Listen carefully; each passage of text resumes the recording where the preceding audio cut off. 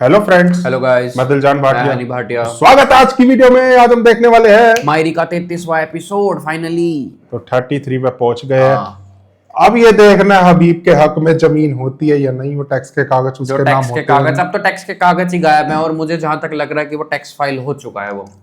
सबसे बेकार चीज लेकिन मुझे लगी सस्पेंस है, ये है कि वो फाइल गायब किसने करी, उससे पर्दा उठेगा अब। देखते हैं। सबसे बेकार बात थी पिछले एपिसोड की, जो एनी को डांटा इसने हाँ और आयशा को भी अब डिवोर्स की धमकी दे दी है। हाँ, तलाक की। तो ये ये तो देखना बहुत होगा। ज्यादा जुल्म है इस औरत के एपिसोड में ऊपर। पता चल जाएगा किसने फाइल उठाई है और क्या हबीब आयशा के साथ करता है। मुझे अंदाजा है मेरे को, देखते ये हैं। आयशा के लिए बहुत बुरा जाने वाला है ये वाला एपिसोड भी। देखते पता करते हैं, चलता स्टार्ट है। करते हैं, बातें करेंगे आपसे बाद में। चलो स्टार्ट करते तब हैं। तक आप लाइक शेयर एंड सब्सक्राइब। प्यार के सदके चल रहा है इसी चैनल हाँ। पर, बिल्कुल मिस मत कर रहा है। MWF में एपिसोड्स आ रहे हैं। बिल्कुल। चलो हम स्टार्ट करते हैं।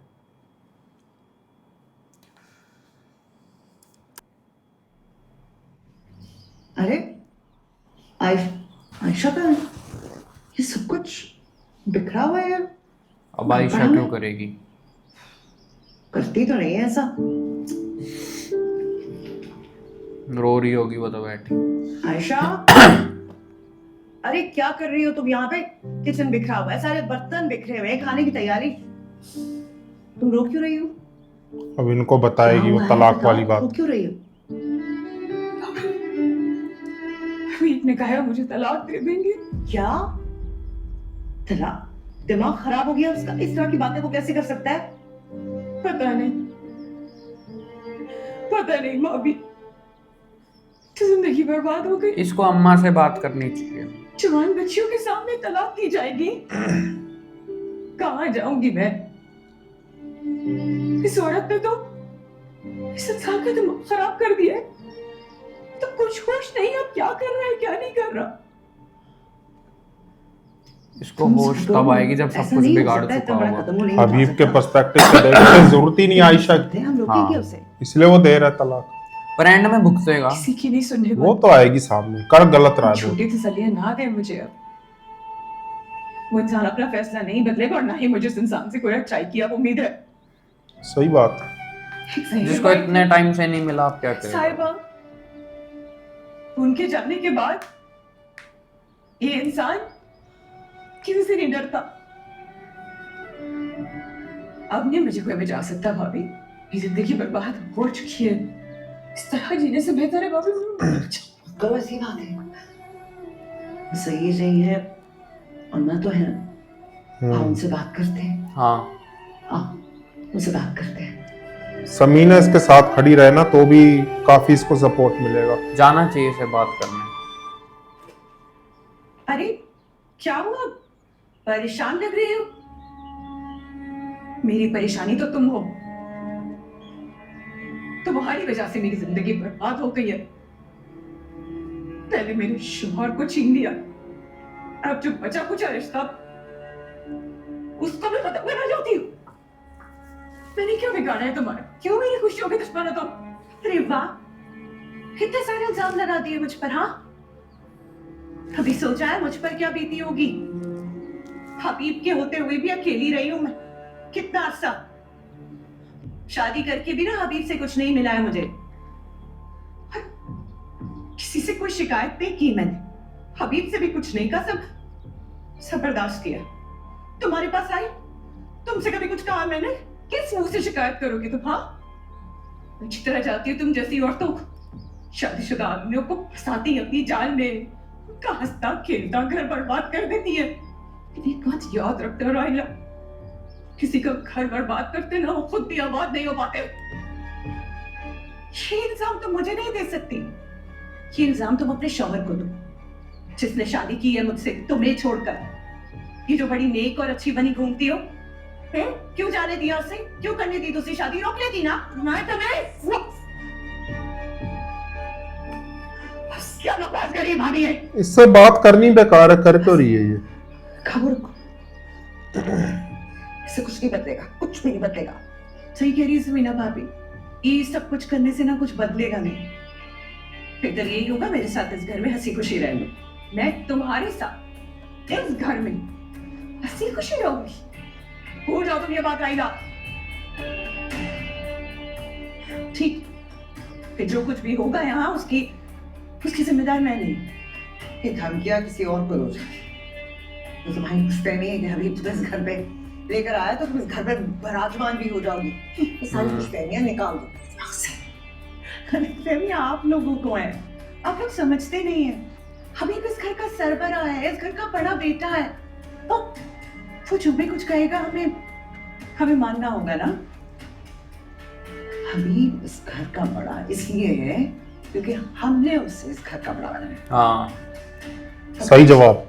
अपने ऊपर इतना ही गुमान है ना तो करे, अपना नया कारोबार शुरू करे, नया घर बनाए, किसी दूसरे के बनाए घर पर और उसके कारोबार पर इतनी ताकत नहीं दिखाई जाती। बिल्कुल बिल्कुल, ये बहुत सही बात बोली। बहुत सही जवाब दिया राहिला को। कारोबार भी हो जाएगा और घर भी। इतना आसान नहीं है सब मुश्किल, जितना तुम समझ। घर भी धोखे से ही ले गई, जो पुलिस वाले को काम पे लगा रखा है। मुझे नहीं लगता ले पाएंगे, घर के कागज तो इन पे होंगे ही नहीं।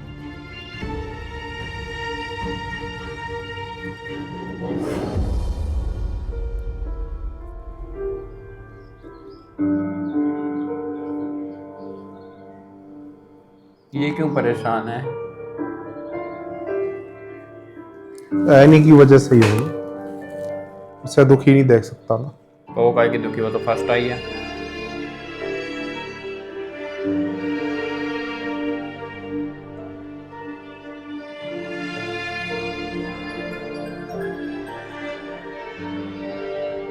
हेलो, कौन? हेलो अंकल, मैं हमजा बात कर रहा हूँ, ईमन का ट्यूशन ट्यूटर। हाँ हमजा, बोलो क्या बात?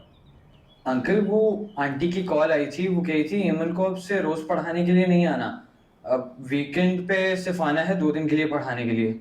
अच्छा, हाँ यार हमजा, मुझे तो इस बारे में कुछ भी नहीं पता था। चलो मैं बात करता हूँ, फिर मैं तुम्हें बताता हूँ। जी अंकल, ठीक है। और अंकल क्या मैं ईमन को सही से नहीं पढ़ा रहा हूँ? मेरा मतलब कि आप लोगों को मेरा पढ़ाना सही नहीं लग रहा, तो वो भी आप मुझे बता दें, क्योंकि आप लोग सिर्फ 2 दिन उसको पढ़ाने का बोल रहे हैं। नहीं, इनफैक्ट हमजा, तुम्हारे पढ़ाने पे तो हेमन की पढ़ाई में काफी इम्प्रूवमेंट आई है। तो अभी ईमन को बहुत सब जरूरत है पढ़ाई करने की, उसके बहुत सारे सब्जेक्ट्स में वो वीक है। हाँ मैं तुम्हारी बात समझ रहा हूँ। जैसा मैंने कहा कि मुझे नहीं इस बारे में पता था, तो मैं बात करता हूँ, फिर तुम्हें बताता हूँ। चलिए सही है uncle, thank you so much. No problem, okay, bye bye. इतनी मुश्किल से एक ट्यूशन मिला था, वो भी आज से जाता हुआ दिख रहा है।